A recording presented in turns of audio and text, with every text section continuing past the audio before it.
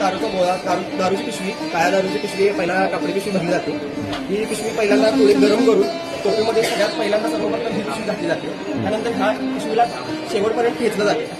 टोपेच्या शेवटला जोपर्यंत होलापर्यंत ही पिशवी येत नाही तोपर्यंत ही पिशवी ठेचली जाते. ही पिशवी ठेचल्यानंतर आपल्या शेंडी जे तयार केलेले शेंडी चोथा करून त्याचे तयार केलेले असे 2 प्रकारचे गोळे असतात. हे फक्त आवाजासाठी वापरले जातात. ही पिशवी ठेचल्यानंतर ह्याच्यामधून हे 2 गोळे ठेचले जातात. हे 2 पुढे